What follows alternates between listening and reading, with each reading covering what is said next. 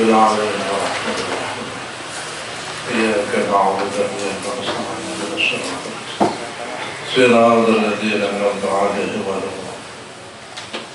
المغضوب عليهم وعلى الفاتحة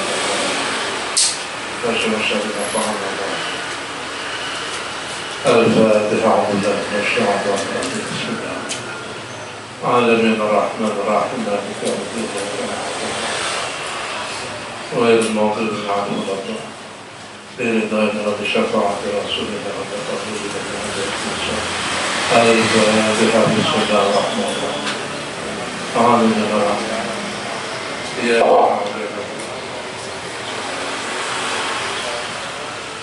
رب اغفر لي ولوالدي آمين بسم الله الرحمن الرحيم الحمد لله رب العالمين حمدا يعفي نعمه ويكافئ مزيدا ربنا ولك الحمد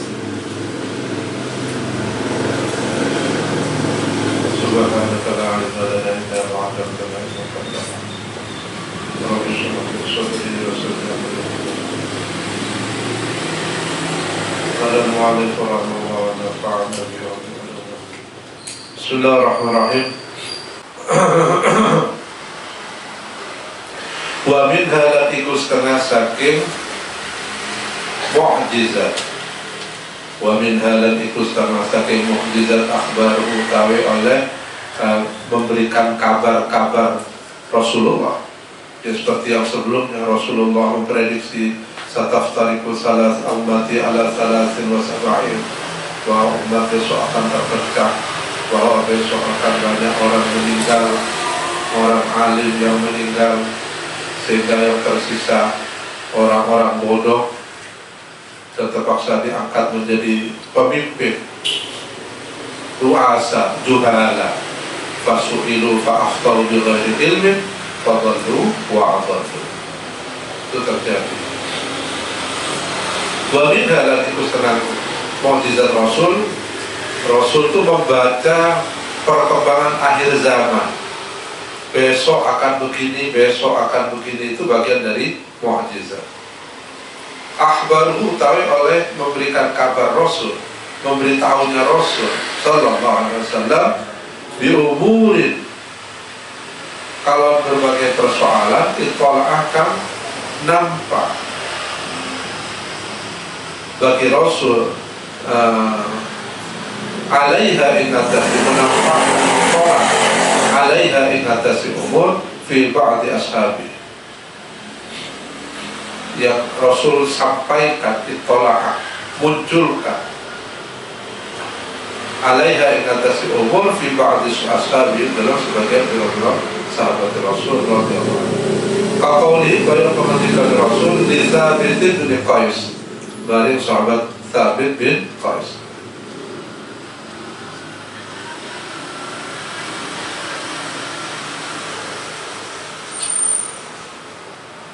ta'ishu hamidan wa tuqtalu syahidan.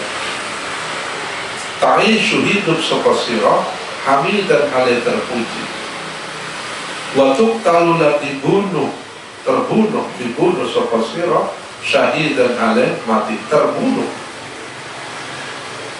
Fa'asha maka hidup sapa Tsabit bin Qais hamidan hale wong kang terpuji. Jadi Rasul mengatakan ini kepada Tsabit bin Qais bahwa kamu itu hidupnya mulia, terpuji, dan besok matinya pun mati syahid.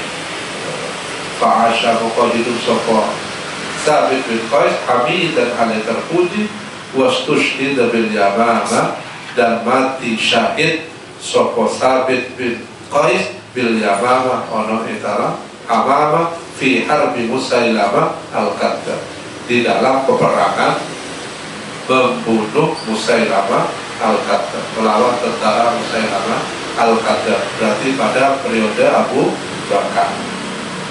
Jadi sudah itu Rasul sudah mengatakan kamu akan hidup hamidan, tapi dan kamu akan meninggal syahidan.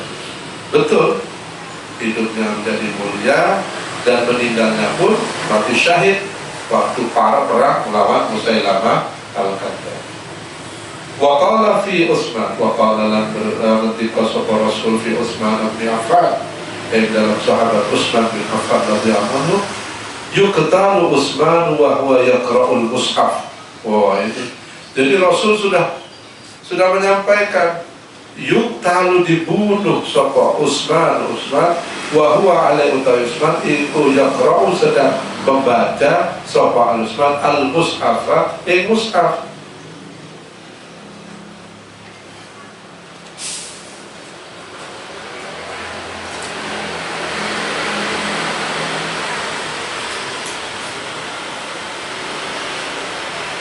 Ini apa ya, di Quran itu kan yang biasanya kalau Quran lama itu ada merah itu wal yatalaqqaf. Nah, jadi Sayyidina Utsman pas membaca itu di ayat apa Al-Kahfi, Al-Kahfi wal yatalaqqaf wa la yushirun bikum ahad. Ya, makanya dimerahkan itu bukti Sayyidina Utsman pas membaca ayat itu dibunuh.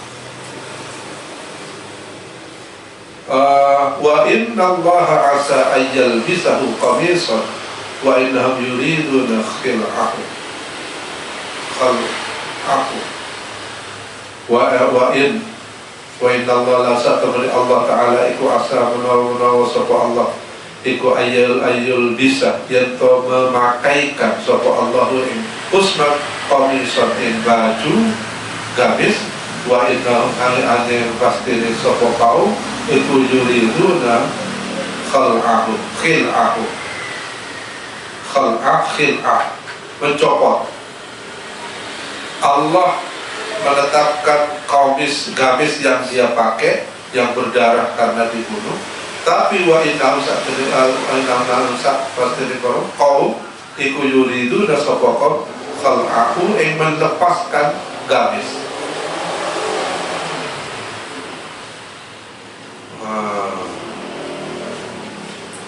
Wa innahu sayaqturu damuhu.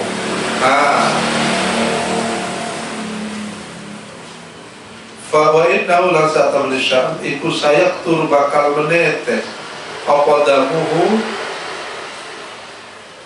darahnya Utsman ala qaulihi ta'ala inna tasyrifan Allah ta'ala fa sayakfikahumullah. Ayat fa sayakfikahumullah itu ayat apa itu? Al-Baqarah. Fasayakfikahumullah. Fakana muqarana apa qauluhu fi Utsman iku kadzalika kaya mukono yuqtalu Utsman wa huwa yaqra'ul mushaf. Apa terusnya ayat ini? Fasayakfikahumullah. Sebelumnya tentang apa ya?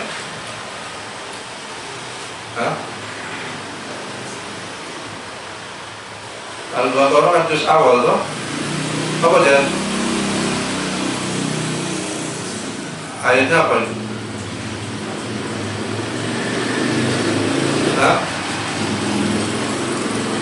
Wah, enggak tahu dilarang-larang ini.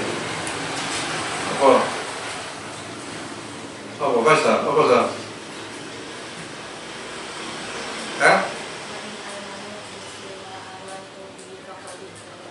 Wa in tawallaw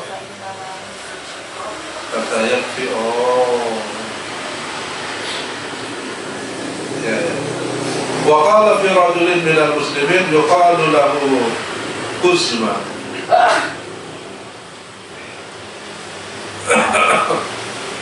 Ya, itu Sayyidina Utsman. Sayyidina Utsman meninggalnya. Jadi semua khalifah yang 4 itu hanya Abu Bakar yang wafat karena sakit. Ya, ketiga-tiganya meninggal dalam keadaan dibunuh. Coba ya, bagaimana gambaran persaingan, padahal itu sahabat ya. sahabat. Artinya apa? Ya kita nggak boleh komentar banyak tentang itu. Sudahlah, beliau-beliau sudah di surga semua. Nah, cuman problemnya pelajaran sejarah kita itu yang dibidik adalah aspek politiknya. Sehingga sejarah itu mengajarkan aspek perebutan kekuasaan, bukan aspek dibalik itu yang terjadi, yang diajarkan itu. Harusnya ya jangan, fakta sejarah memang harus ditampilkan, cuma yang harus kita ajarkan apa aspek-aspek lain. Kenapa kok sampai Umar dibunuh, Utsman, Ali, ya, padahal itu orang-orang pilihan dan orang-orang utama di sekitar Rasulullah, ya.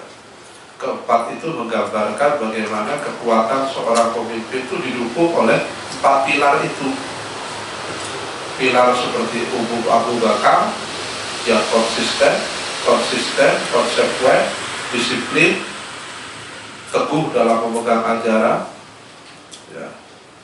Umar yang menegakkan keadilan, Utsman yang berjuang dengan dermawan, dan Ali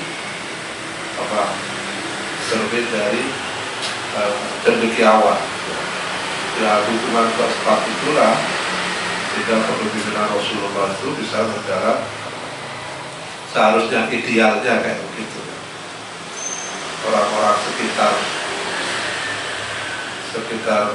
pemimpin itu dikelilingi orang-orang yang seperti itu, orang-orang yang punya integritas.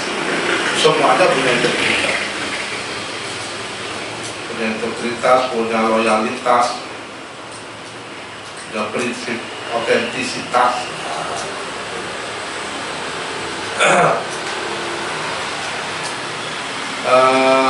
Wa qala fi rajulin minal muslimin yuqalu lahu Quzma.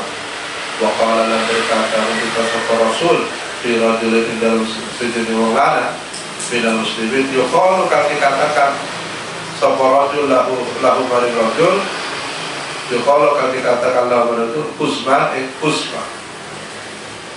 Apa? Yuqatilu, berperang sapa Quzma kita alam yang semuanya peperangan syadid dan kan hebat. Nah, ini yang saya ceritakan. Innahu min ahlin nar. Ada seorang laki-laki berperang begitu hebatnya. Para sahabat bertanya pada Rasul, itu Rasul terpilih orang ahli surga? Bukan. Huwa min ahlin nar. Akhirnya mati di tengah-tengah peperangan. Sahabat bertanya, bukankah orang mati tengah peperangan itu masuk berarti syahid? Rasul, bukan. Huwa min ahlin nar, ya, kata Rasul. Min ahlin, innahu Quzman, itu min ahlin, makanya dikatakan fi rajulin minal muslimin. Jadi bukan sahabat dia, rajulin minal muslim, bukan sahabat. Kenapa? Matinya suhul khatimah. Kita dalam syahid min ahlin nar faqatala nafsahu, faqatala maqamateni sapa Quzman nafsahu, awak dhewe Quzman, karena enggak betah, enggak tahan, jatuh kena tombak, kena pedang, enggak mati-mati, akhirnya bunuh diri.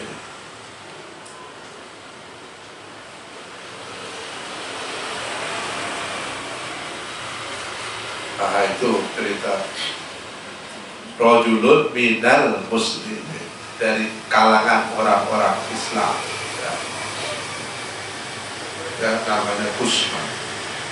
Waja'ahu wa bisah wa baja'alam tatahu nabi Rasul sallallahu alaihi wasallam wa bisah tubnu Ma'bad radhiyallahu anhu yas'alu, bertanya sapa wa bisah Rasul anil birri wal ismi, bertanya tentang al birri wal ismi, kebaikan dan keburukan, dosa.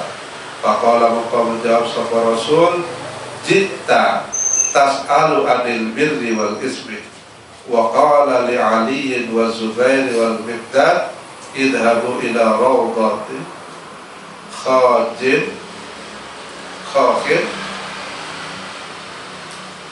fa inna hunaka ta'inatan ma'aha kitabun li Hatib bin Balta'ah. Wa qala lan berkata sapa Rasul wa qala Rasul dita teko sapa sira tas'alu takon sapa sira takon adil biri saking kebaikan wal ismi lan keburukan dosa. Wa qala lan berkata sapa Rasul li Ali maring Ali wa Zubair dan Zubair wal Muqdad wal Miqdad dan Miqdad. Idhabu budalo sapa sira wektu idhabu budalo sapa sira wektu Ali Zubair Miqdad ila Raudhah Khakhid. Maring Raudhah Khakhid, apa namanya, pertamanan Khakhid. Pergilah kamu ke taman Khakh. Fa inna hunaka muqasatun min hunaka kono taman Khakh ta'inatan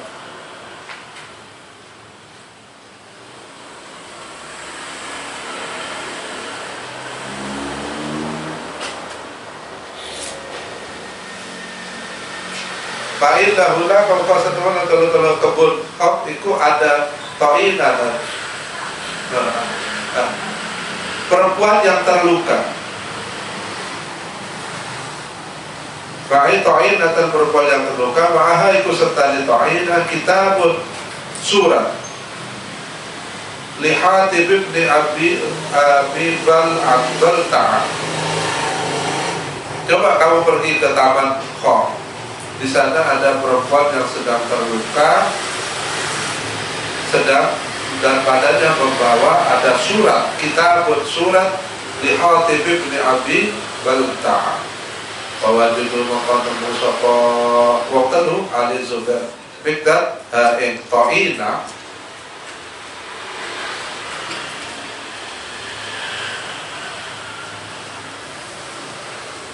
fa'angkarot. Betul, begitu Ali Zubair dan Miqdad mendatangi kebun Khakh, ditemukan perempuan itu. Bahwa judul mengkontemu sapa Ali Zubair dan Miqdad ing ta'ina, tapi fa'angkarot moko mengingkari sapa ta'ina hu ing kitab.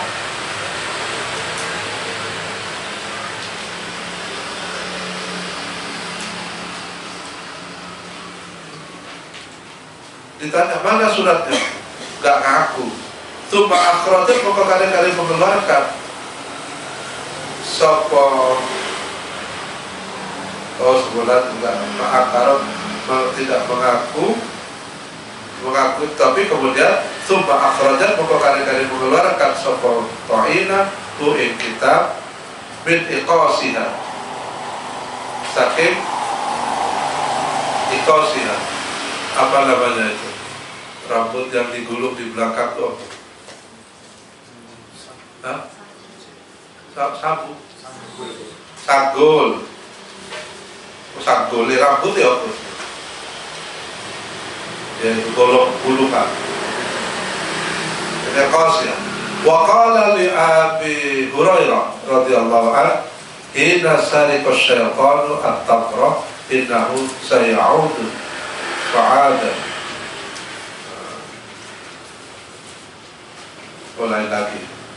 Jadi ini Rasul ketika ditanya oleh sahabat jenenge Wabisah bin Ma'bad, apa Rasul yang dimaksud dengan al-birru wal ismu? Di atas al-birru maka dari Ali wa Zubair, coba kamu pergi ke sana, ke taman, di sana ada perempuan terluka bawa surat. Di surat itulah isi penjelasan tentang al-birru wal ismu. Wa qala li Abi Hurairah radhiyallahu anhu, wa qala sahaba Rasul li Abi Hurairah kabari Abi Hurairah radhiyallahu anhu, ila sarika syaitan at-tamra. Ila indal nalika disarika mencuri sapa asy-syaitanu setan at-tamra kurma. Innahu sa'tamane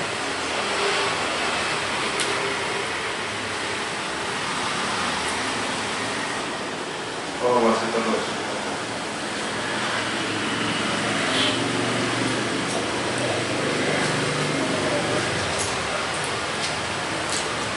innahu sa'tamane sayaudu setan iku sayaudu bakal kembali sapa setan fa'adul kembali sapa setan.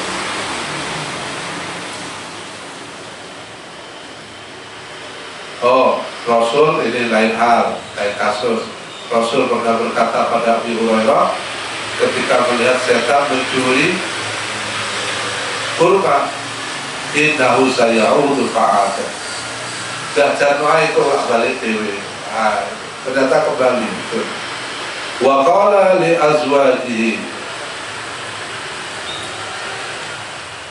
Wa qala sapa Rasul li azwajihi barik pira-pira garwani Rasul.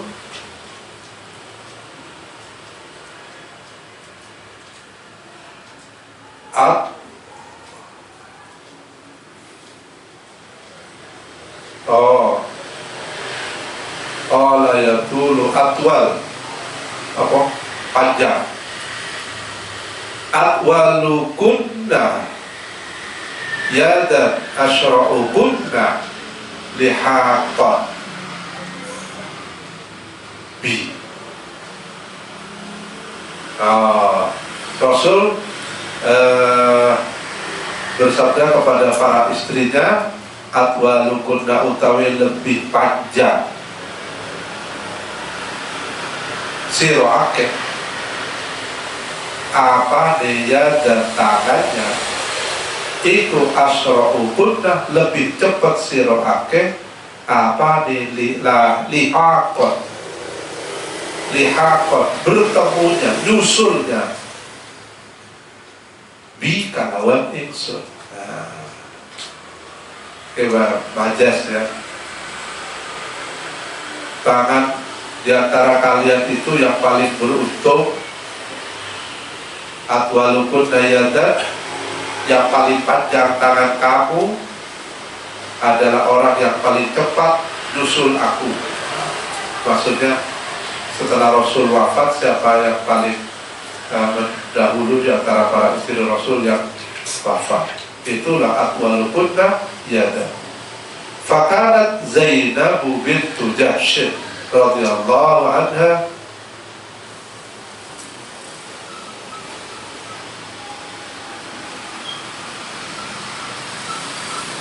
fakana pokok sapa Zainab bintu Jahsy, maka ada sapa Zainab bintu Jahsy radhiyallahu la tuliyadaha yadiha, yang tenewokan panjang tangannya Zainab. Panjang kenapa? Bis sedekati, sebab sedekah. Artinya istri Rasul yang paling senang sedekah Zainab, sehingga dialah pertama yang menyusul Rasulullah. Wa qala li Abdullah bin Salam radhiyallahu anhu, anta alal Islam hatta tamuta, fakana kadari. Ini yang terakhir. Wa qala sapa Rasul li Abdullah bin Salam, dari Abdullah bin Salam radhiyallahu anhu, anta tawisira Abdul Salam Abdullah bin Salam alal Islam, dengan Islam hatta tamuta, sehingga mati sama-sama. Nah, ini artinya husnul khotimah. Maka ada mengkono sapa Abdullah bin Salam iku kadzalika kaya mengkono alal Islam hatta tamuta. Wa minha ijabatu du'aihi sallallahu alaihi wasallam wallahu a'lam. Al-Fatihah.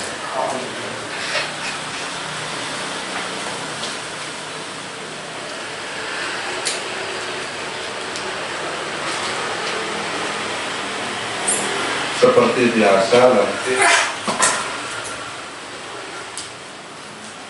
Ramadan langsung seminggu lagi ya.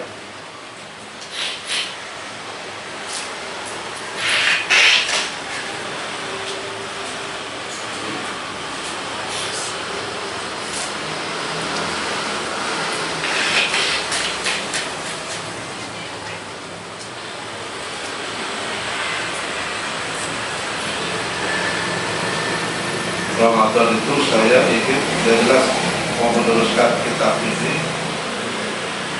terus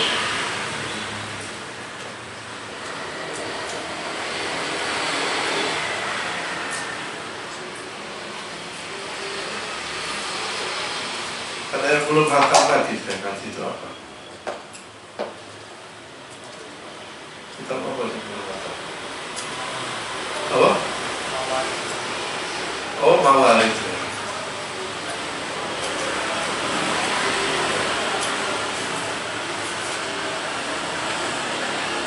Selama Ramadan sahurnya kalian ditanggung Umi Dela dan kawan-kawannya sahur pukul dewe ya sahur itu bono sekoto mau uyato nanti mau sahur mau aja sahur insyaallah dia berdoa semoga Umi dan kawan-kawan sehat itu ya. Amin. Punya selera yang enak itu ya dan tular ke kamu semua. Nah, itu seperti biasa saya sebenarnya mau mengurangi jadwal ceramah bulan Ramadan ini sehingga subuh saya sudah tidak imami di luar, ingin fokus di sini ya. Quran nanti coba terus tarawihnya tarawih Quran biasa jahit biasa melanjutkan aja. Terus ngajinya ini yang paling berat ngajinya ini cari jadwal habis subuh pasti kayak oh habis isya aja kayak gini udah ketularan yoga lah das fiti kamu taruh das itu coba saya itu angan-angan jadi ada kitab bagus Wa'idatul Mu'minin itu bagus di sini ringkasan dari Ihya Ulum itu daripada ngaji Ihya aku pasti kemudian ngaji itu lumayan di surah Allah coba kita tengok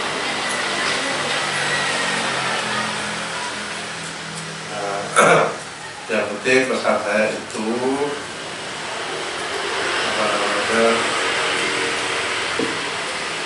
kemarin saya sampaikan kalian itu sudah mahasiswa, sudah pondok, maka harus berubah. Berubah ini apa? Cobalah kamu melakukan apa saja setiap hari itu berdasarkan ilmu. Itu loh ya, kamu ibadah berdasarkan ilmu. Jangan berdasarkan nafsu atau apa? Ya di luar ilmu. Kamu tahu ilmu sedikit, gunakan. Jadikanlah ilmu itu menuntun hidup kamu. Biarlah ilmu yang menuntun hidup kamu. Ya contoh yang kemarin saya sampaikan. Paling sepele apa? Sholat jamaah, noto soft. Orang kalau berilmu itu kan tahu soft yang utama itu dimulai dari kanan dan harus penuh. Gitu? Jangan sampai softnya dari mulai kanan dan mulai kiri, tengahnya kosong. Itu kan kita mau nggak berilmu. Setannya guyu.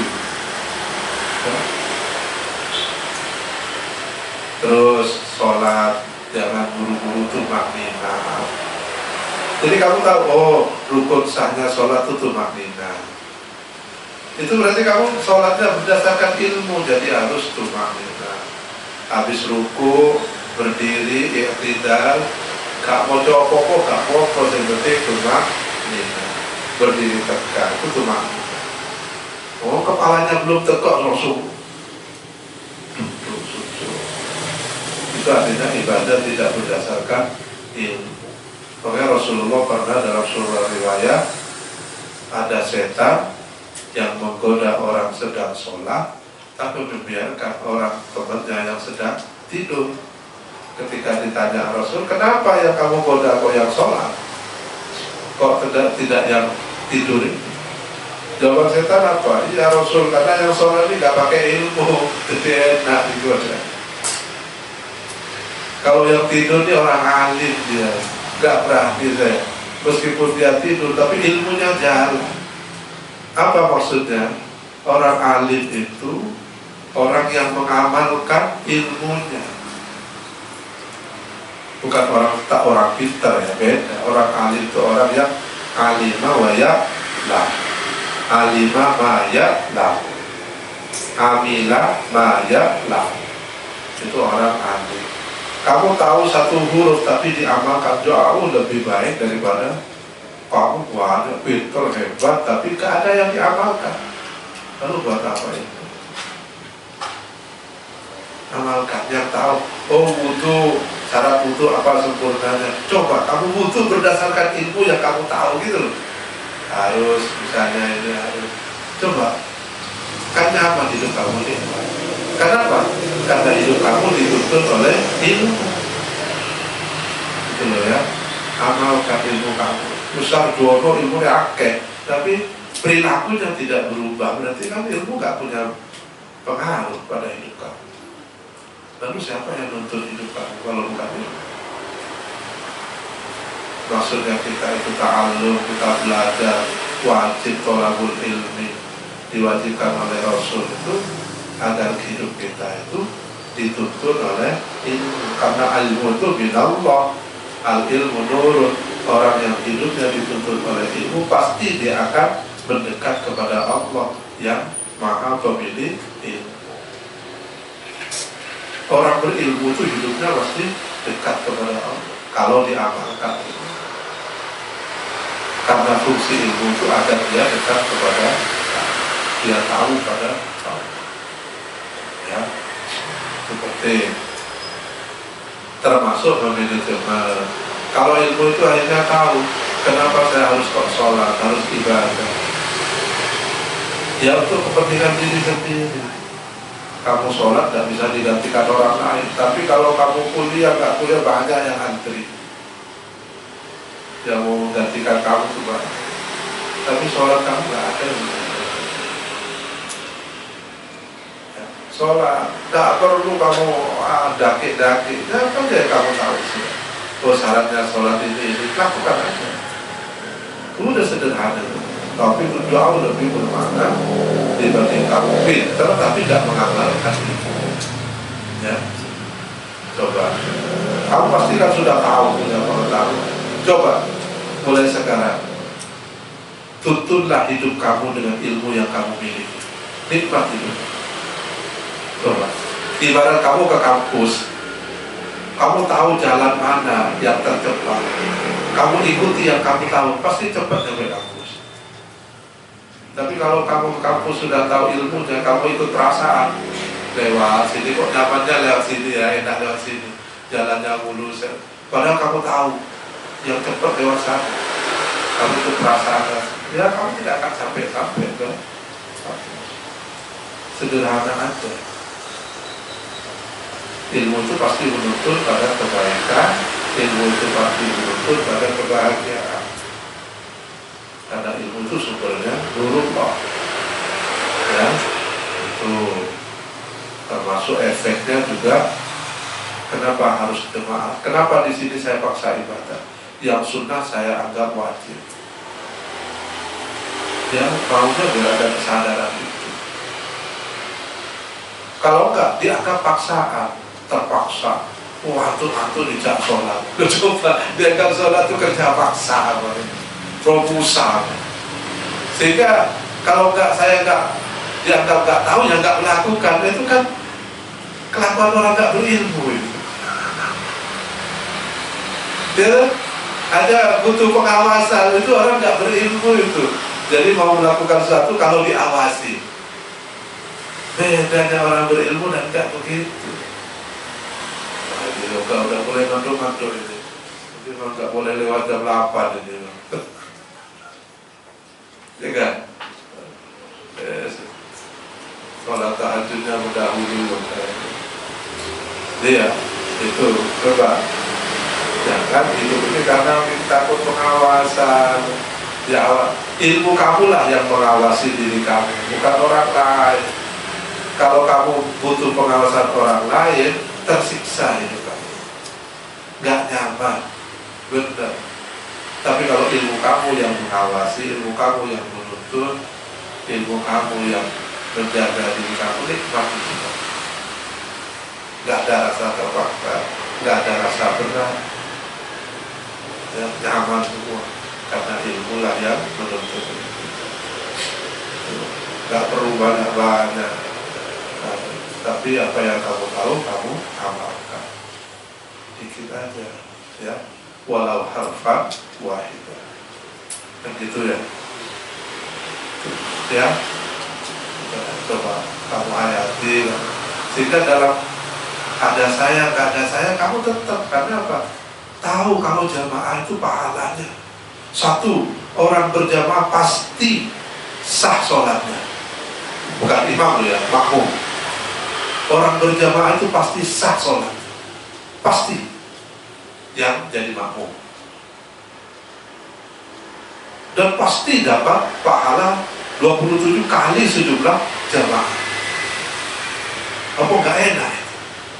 Daripada sholat sendiri di dalam kamar, kaosan, gak lengkap, sarungnya nyingkrang bisa, bawa antarnya wajah Allah. Bus. Itu kan karena ilmunya nggak kamu pakai. Sehingga sholat itu jadi kerja paksa, rumusan. Jamaah jadi benar.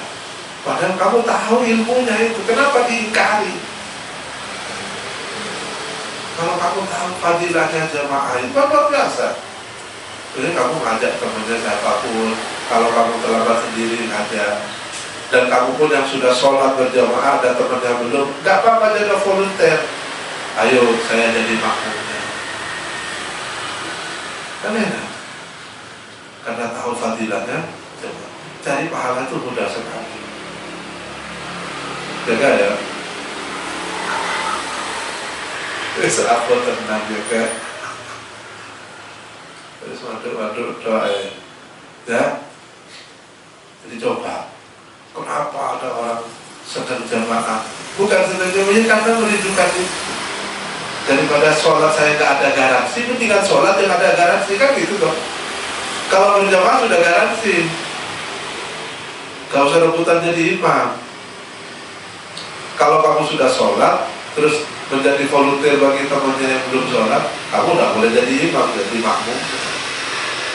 Ayo siapa yang belum sholat, saya makmum, biar berjamaah. Berlipat-lipat, itu nggak ada batasnya mau berapa kali kan. Makanya ini bisa diterapkan nanti kalau kamu ke tanah suci, ke Mekah, Madinah, saya doakan semua ke sana.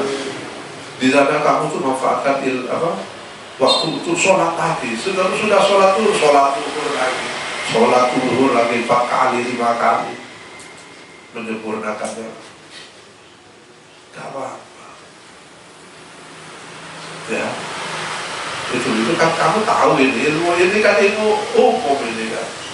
Tapi kenapa kok kamu gak manfaatkan, tidak kamu gunakan pengetahuan kamu itu untuk kamu amalkan? Itu problemnya di sana. Berarti ilmu itu disangka tidak manfaat. Na'udzubillah kan, punya ilmu tidak manfaat. Waduh, na'udzubillah, jangan sampai itu terjadi. Ayo sekarang kamu tahu fadilahnya jamaah begitu, fadilahnya ngaji Al-Quran. Ngaji Al-Quran itu tidak butuh niat ibadah. Coba ngaji Al-Quran itu tidak butuh niat ibadah, tapi sudah dihitung ibadah. Karena yang dibaca adalah per huruf. Tilawahnya itu yang dianggap ibadah. Ya toh? Al-Quran itu kitabullah al-munazzal ala Muhammad al-muta'abbad bitilawati. Bitilawah, membaca, hanya membaca itu sudah dihitung pahala. Membaca loh ya, membacanya aja dihitung pahala. Wala aqulu alif lam mim wa bal alif lam mim al alif wal lam wal mim. Kata Rasulullah, alif lam mim tidak 1 pahala tapi 3 kali, 10 kali, 27 kali ada apa? Mudha'afat. Itu. Jadi baca Al-Quran, kamu niat apa? Tidak butuh niat ibadah. Pokoknya baca Al-Quran, tiap huruf diberi pahala. Al-muta'abbad bitilawati. bukan bikiroah tapi bitilawah. Tilawah sekedar membaca. Kiroah kan butuh pemahaman, tapi tilawah butuh. Dan kamu baca Al-Quran. Dan kalau punya itu kan enak, membaca berjiwa, ya Allah, alhamdulillah, tiap huruf yang kamu baca itu sudah investasi, investasi paham, investasi kebaikan. Ya, ya, jadi saya minta mulai sekarang, ini sudah mau masukin bulan Ramadan, ayo gunakan ilmu kamu untuk menuntun kamu melakukan ibadah apapun. Kamu ke kampus ibadah, niati ibadah, karena perintah Allah tolabul, perintah Rasul tolabul ilmi. Jadi semuanya dilakukan atas dasar niat ibadah.